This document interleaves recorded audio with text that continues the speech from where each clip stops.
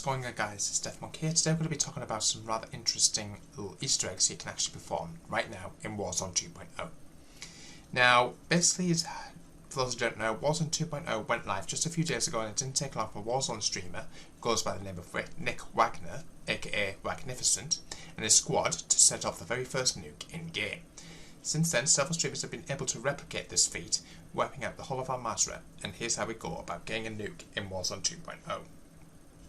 Now, so basically all you need to do, you do need to complete, in order to get the Champions Quest, you have to get 5 wins and watch all of the credits after winning those matches.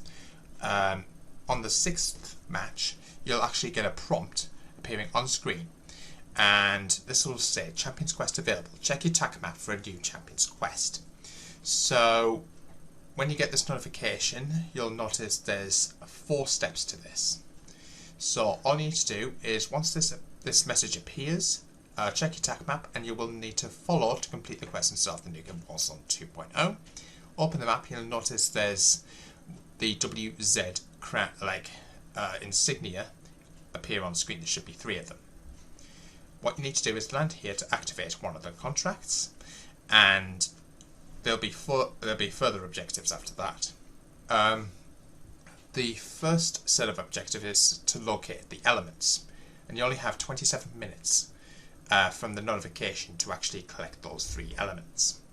You have to collect beryllium, plutonium, and tritium, 3 materials necessary to set off the nuke. These will spawn with the white circle timer in the quest user interface bar, and you will be able to see their locations on the map.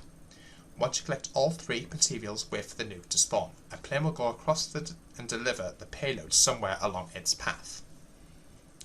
Head to the spawn site and arm the nuke. And once you've armed the nuke, it will then set off a timer. So note that from the moment you land at any of the quest sites and initiate the Champions Quest, you will have 27 minutes to assemble and detonate the nuke. Each of the elements that you collect to assemble the nuke give you a disadvantage while holding them. Collecting beryllium highlights you with a crown icon for all players, making you an easy target to be hunted down. Plutonium causes damage to the player holding onto it over time, and tritium scrambles the radar for you and those around you. If you want to minimise those effects of tritium, do not stay in close proximity with the person carrying it, so the rest of your squad will be able to access the radar. Also note that every time you collect all 3 elements, it will initiate a jailbreak for everybody who's already been eliminated at that point to redeploy into the map. And at this point, every single one of those enemies will be able to see your location, so bear that in mind. So once you've started all this whole process, you've got to complete this all in 27 minutes. Now, 27 minutes sounds like long, but it's really not when you're in game. So once you've armed the nuke, you will then have a further 2 minutes to actually allow the it's kind of like playing Search and Destroy at this point. So once you've armed the nuke and you've got a 2-minute countdown, you have to wait till that 2-minute countdown has expired before the nuke goes off. Now don't forget, guys, everybody in this match will be able to see what's going on, so they'll have prompts on their screens to actually defuse that nuke. So that's really interesting there. So big shout out to, I think his name was, got it on screen here, Stellar, Shadowwag, and OP Marked for actually getting this quest completed. Like I say, guys, you do need to have 5 wins in order to get this Champions Quest available to you. Cannot be any defeats in this. It's got to be 5 back-to-back wins. So if you have 1 loss in the middle of those back-to-back wins, you have to start all over again. So bear that in mind. So that's a really interesting quest there. So shout out to Stellar and his team for actually being the first in the world to actually get that nuke. Now I'm going to show you the what actually happens when that nuke detonates. 11, 10, 9, 8, 7, 6, 5, 4, 3, 2, 1.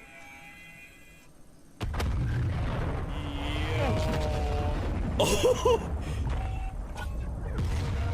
Let's go! Oh my god!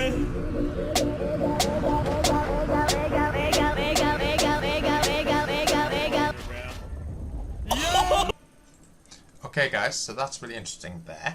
Now apparently, this is coming from Mr. Dalek JD, who's actually got a really interesting guide on this. So the rewards for actually completing all of these, shout out to OP Marsh for getting us this footage. So as you guys can see, we've got the boombox charm as well as the stickers. They can actually place it on any weapon of your choice. So they're the very first different bits and pieces you can actually collect. There's also an animated calling card called Quest NUKE.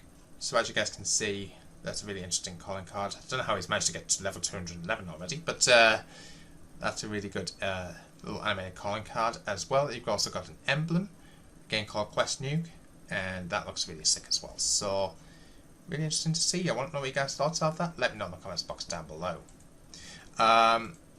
So the other quest that we all know of involves a certain weapon called the M13B. And what you need to do in that is you need to be in, of course, DMZ, and I would probably get yourself equipped up before you do this. You will need a gas mask. If you can find a durable gas mask, that will give you plenty of time to actually kill an individual who goes by the name of the Chemist. So you need to go to locate the contaminated zone in the DMZ match and eliminate the Chemist, a boss AI that appears in the area. Now he's usually dressed in a yellow,